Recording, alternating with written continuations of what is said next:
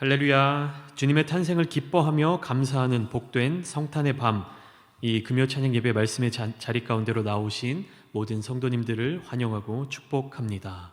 비록 현장에서 함께 드리지는 못하지만 주님을 사랑하는 이 마음을 가지고 이 예배 자리에 나오시는 모든 분들에게 하나님의 크신 은혜와 사랑이 동일하게 함께 하시기를 원합니다. 말씀을 전하는 첫 주제로 성탄의 의미와 산타클로스라는 인물에 대해서 함께 나누어 보려고 합니다. 믿는 우리들에게 성탄절은 인간의 몸을 입고 이 땅에 내려오신 예수 그리스도를 기억하며 그분께 감사와 찬송을 올려드리는 아주 중요한 날입니다. 크리스마스라고 하는 이 단어만 보아도 그리스도를 뜻하는 라틴어 크리스투스와 모임을 뜻하는 라틴어 마사의 합성어로 이루어져 있습니다. 직역해 보자면 그리스도의 모임이라고 해석되는 단어죠. 이것을 조금 더 부드럽게 해석해 본다면 그리스도의 탄생을 기념하는 모임 혹은 그리스도의 탄생을 기뻐하는 예배로 해석할 수 있습니다. 이 단어 자체가 온전히 예수 그리스도에게로 집중되어 있는 것입니다. 그런데 오늘날 우리의 주변에서, 우리의 삶 속에서, 우리의 생활 속에서 나타나고 있는 성탄절, 크리스마스의 모습을 보면 무엇인가 기독교의 특별한 절기, 예수 그리스도를 기억하는 기념의 모임이라고 생각하기는 좀 어렵지 않은가 싶습니다. 거리에서 흘러나오는 캐롤 속에서도 예수 그리스도의 탄생을 축복하고 축하하고 감사하는 내용을 찾기가 힘들고 오히려 예수보다도 더 많이 부각되고 등장하는 인물이 있습니다. 제가 초반에 말씀드렸죠. 바로 산타클로스입니다. 작년 크리스마스 기준, 미국 기준으로 크리스마스 기간에 가장 많이 들려온 캐롤 순위를 보면 바로 알 수가 있습니다. 조사하는 기관마다 약간의 차이는 나겠지만 1위부터 3위까지 선정된 노래 제목들은 다음과 같습니다. 1위 아리아나 그란데라는 가수가 부른 산타 텔미라는 곡입니다. 그리고 2위는 머라이어 캐리의 All I Want for Christmas is You라는 곡이고요. 3위는 Santa Claus is Coming to Town, 산타 할아버지 우리 마을에 오시네라는 한국 번역으로도 잘 알려진 곡입니다. 이미 세 곡의 캐롤 중에 두 곡은 제목에서부터 산타라는 단어가 들어가 있습니다. 그리고 나머지 한 곡도 그 제목만 봐서는 산타와 큰 의미가 상관이 없어 보이는 듯 하지만 가사의 내용들을 쭉 보면 산타클로스를 의미하는 단어들이 여러 번 등장하는 것을 알 수 있습니다. 1931년도의 일입니다. 세계 대공황이 끝나가던 무렵 코카콜라, 우리가 흔히 마시는 이제 탄산음료죠. 코카콜라는 겨울에 매출이 늘어나지 않자 임직원들을 모아놓고 회의를 했습니다. 시원하고 톡 쏘는 달달하고 탄산의 그 맛에 마시는 코카콜라이다 보니 어찌 보면 추운 겨울날에는 잘 팔리지 않는 것이 당연하다라고 생각될 수 있겠지만 이들은 코카콜라의 매출을 올리기 위한 방법으로 한 가지 아이디어를 냈습니다.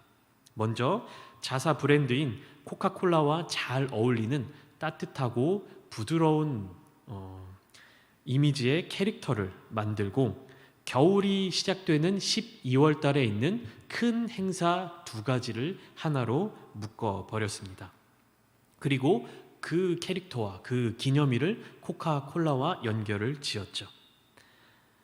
하나의 행사는 예수 그리스도의 탄생을 기념하는 크리스마스였으며 다른 하나는 니콜라스 성인의 기념일, 영어로 세인트 니콜라스 데이였습니다.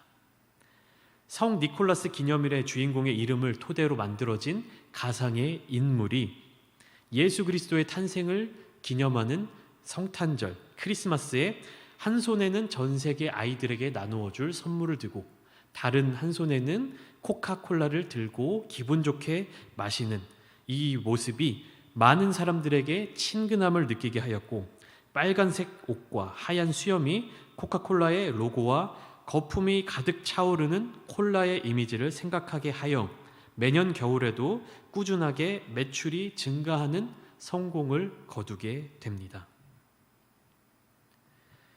많은 사람들에게 성탄의 기쁨, 크리스마스가 전해지는 것은 기쁜 일이지만 그 본질이 어긋나 버리는 것은 너무나도 안타까운 일입니다. 오늘날 크리스마스는 전 세계 누구나 함께 즐길 수 있는 즐거워하는 그런 날이 되었지만 그 성탄의 참된 의미에 대해서 깊게 묵상하고 또 주님을 생각하는 사람들은 점점 줄어가고 있습니다. 제가 어린 시절 교회 학교를 다닐 때만 해도 12월 전체가 크리스마스, 성탄절을 준비하는 달이라고 생각했습니다. 11월에 추수감사주일이 지나고 나면 곧바로 크리스마스와 송구 영신 예배를 준비하는 행사들을 준비했습니다. 그래서 교회 외벽과 나무들을 성탄의 트리, 전구들로 꾸미기 시작했고 교회의 내부와 각 부서실, 교회 각종 공간들마다 기쁘다 구주 오셨네, 아기 예수 오심을 환영합니다, 고요한 밤, 거룩한 밤 등 찬양의 가사와 아기 예수의 오심을 기뻐하는 그러한 메시지를 적어 놓았고 또 성탄 전야제와 또 성탄 예배를 준비하기 위해서 학생들은 학교를 마치고 또 직장인들은 퇴근을 하자마자 모두 교회에 모이는 것이 12월 한 달간의 일상의 모습이었습니다.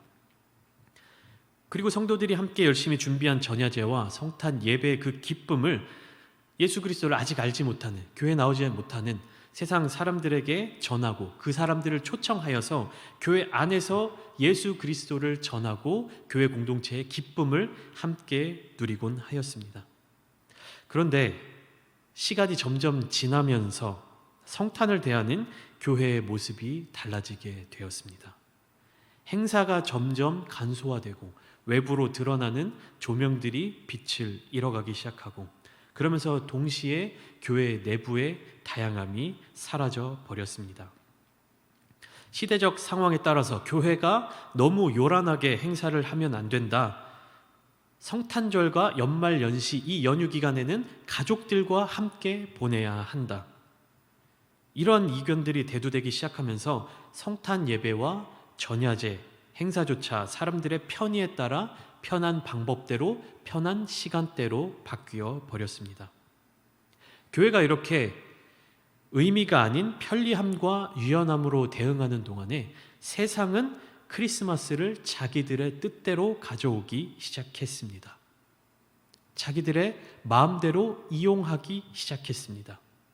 성탄 기념 선물, 크리스마스 이벤트, 성탄 감사 예배가 아닌 성탄 감사 할인 행사, 심지어 메리 크리스마스, 산타의 선물이 찾아갑니다, 이런 메시지를 홍보로 쓰는 그런 기업들도 나타나게 되었습니다. 메리 크리스마스, 그리스도를 기념하는 모임을 기뻐하자라는 그 단어 앞에 예수와 그리스도 둘 다 없습니다. 산타와 그의 선물이 주인공이 되어 버렸습니다.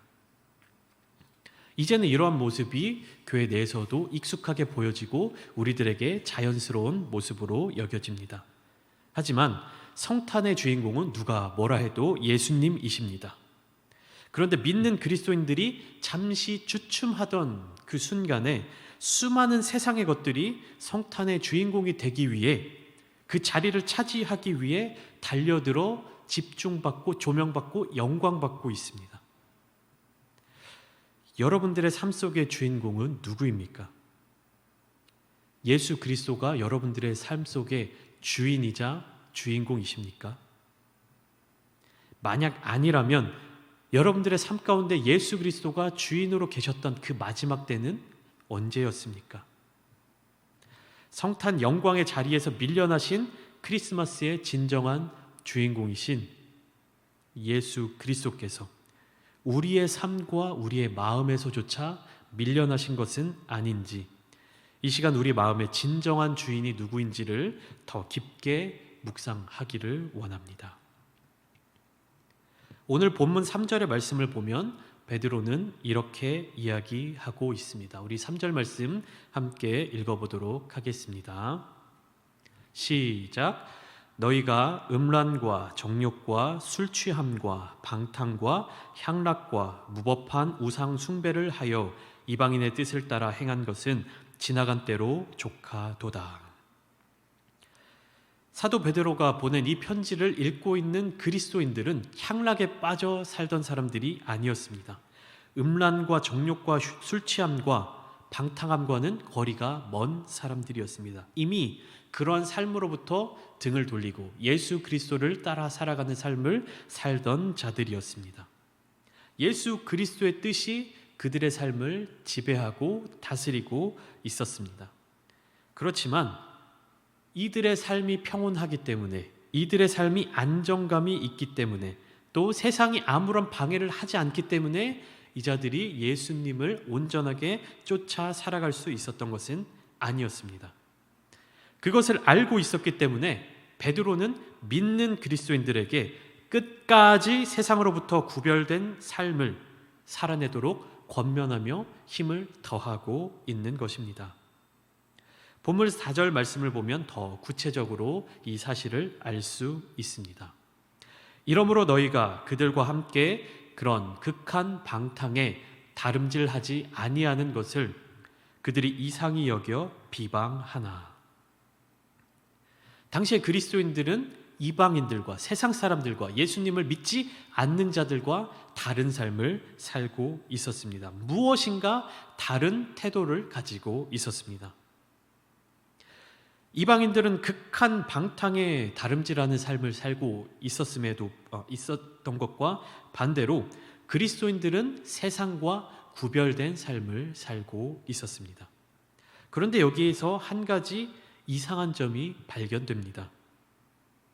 세상과 다른 삶을 사는 그리스도인들의 모습을 그 세상 사람들, 이방인들은 이상하게 여겼습니다. 그런데 이상하다 생각하고 끝나는 것이 아니라 그것으로 말미암아 비난을 하고 있는 것입니다. 이방인들의 시선으로 볼 때, 그들의 생각으로 판단할 때 그리스도인들의 삶은 비방받기에 마땅한 삶으로 여겨졌습니다. 이상한 일이죠. 음란과 정욕과 술 취함과 방탕함과 향락과 무법한 우상 숭배를 하지 않는데 극한 방탕에 다름질하지 않는 그 삶이 비방받는 이유가 되어버린 상황입니다. 다르다라고 하는 것으로 비방을 받는데 그 다른 게 내가 평범한 사람들과 다르게 악한 삶을 살고 있어서 그것으로 인해서 비난을 받고 있는 것이 아니라 세상의 보통의 사람들이 악한 죄에 빠져 살고 있는데 그리스도인들은 그 악한 자들과 다른 삶, 그렇기 때문에 악에 빠져 있지 않는 삶을 살고 있는 것으로 비방을 받았다는 것입니다.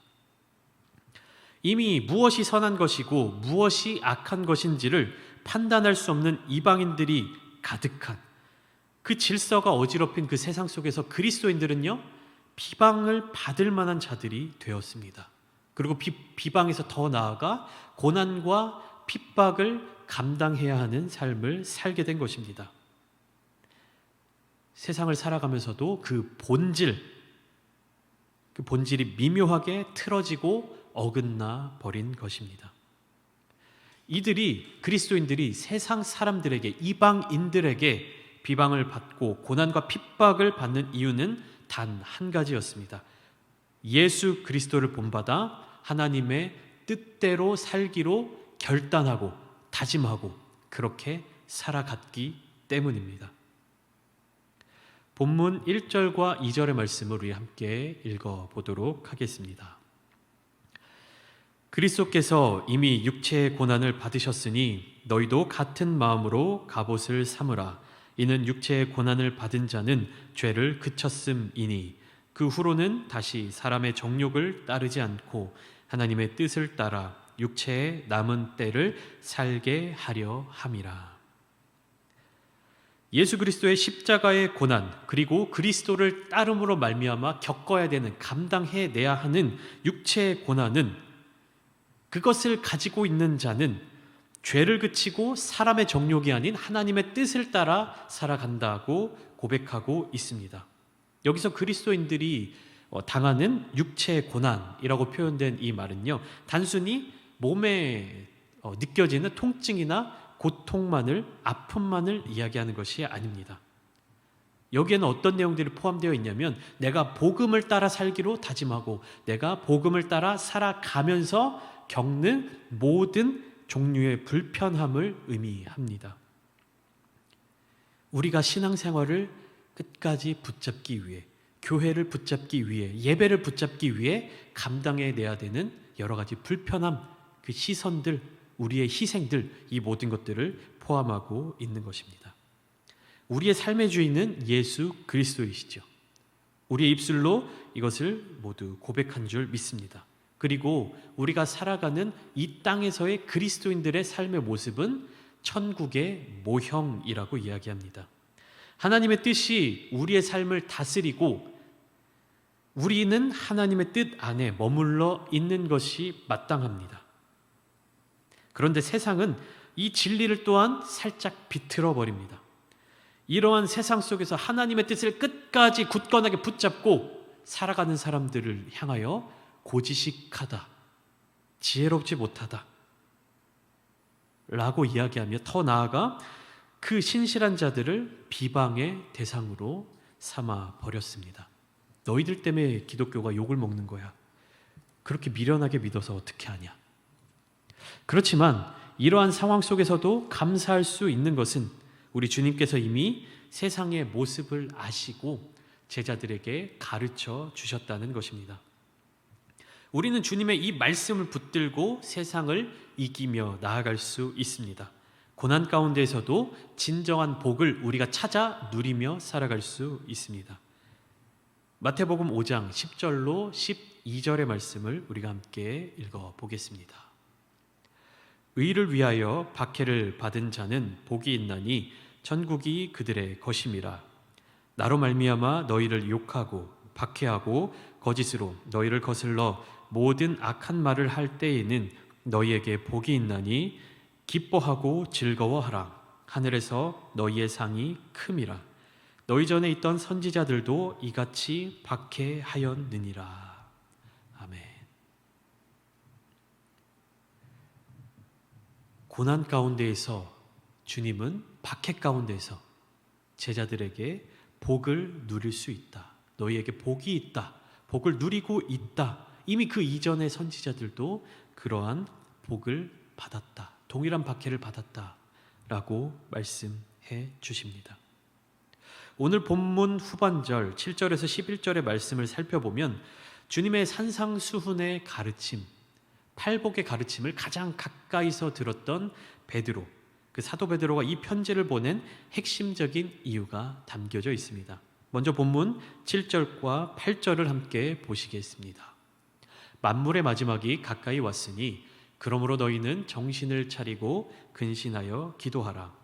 무엇보다도 뜨겁게 서로 사랑할지니 사랑은 허다한 죄를 덮느니라. 그리스도를 따르기로 다짐한 자들, 즉 교회에 소속된 공동체원들에게 두 가지 핵심적인 권면을 하고 있습니다. 첫 번째, 개인에게는 정신 차리고 근신하여 기도하라는 말씀을 하고 있습니다. 기도의 기본 기능은 무능한 우리 사람들이 전능하신 하나님께 도움을 요청하는 것입니다. 그분과의 관계를 통하여서 우리의 무능한 삶을 전능하신 하나님께서 인도하여 달라라는 요청입니다. 어느 한 분야에 제한되지 않고 삶의 모든 분야에서 하나님의 전능하신 그분의 주인이심을 인정하는 것입니다. 그런데 베드로는 이 기도에 대하여 이야기하면서 단순히 기도하라고 명령하지 않았습니다. 개역개정 성경에는 정신을 차리고 근신하여 기도하라, 이 순서로 번역되어 있는데 원문에 더 가까운 번역은 기도하기 위해서 정신을 차리고 올바른 사고를 할 수 있도록 준비하고 있으라 라는 뜻입니다. 다시 말하면 이 권면은 기도를 많이 해라, 기도를 많이 해라, 이런 의미보다도 세상을 살아가는 매 순간순간마다 하나님의 뜻이 무엇인지를 분별하며 그 뜻을 구하며 나아가라 라는 의미에 더 가깝습니다. 그냥 무작정 기도를 많이 하라, 그렇기 위해서 깨어있으라, 정신을 차리고 근신하라, 이런 얘기를 하는 것이 아니라 매 순간순간, 삶의 그 순간이 하나님의 뜻을 찾는 삶의 모양, 모습이 되어야 한다라는 것입니다.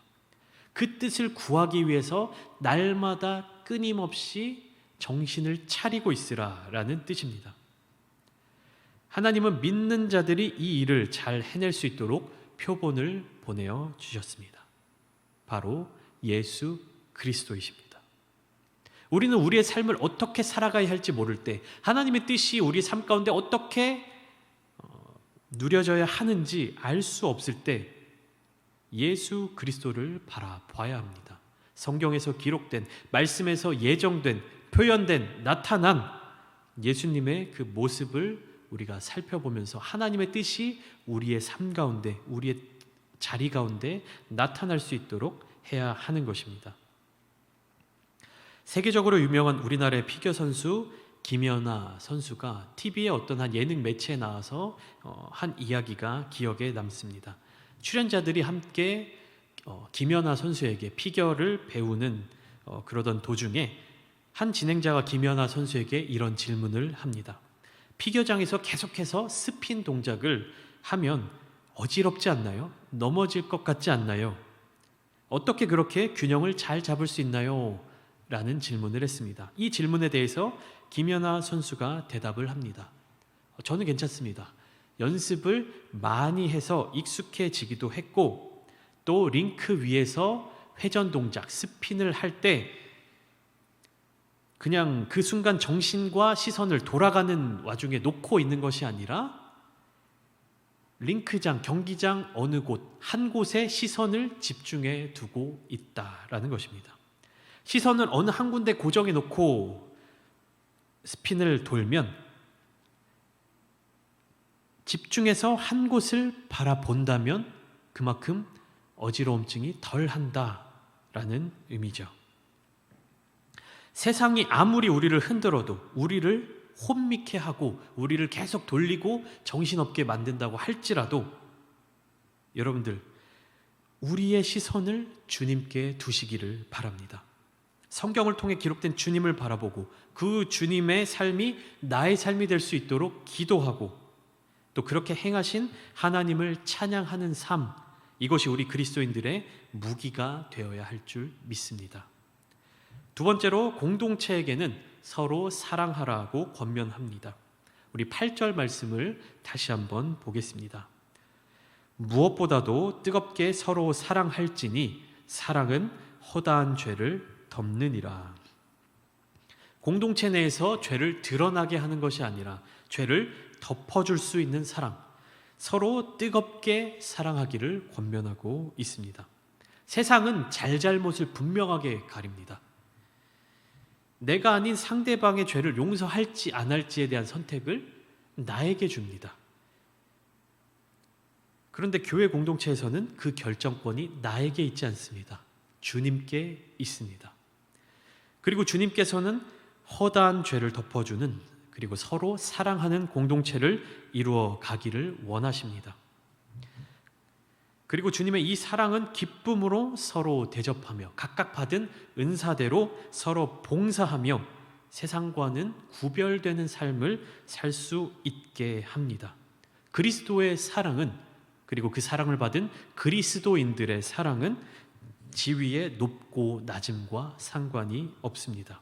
또한 물질의 풍요함과도 관계가 없습니다.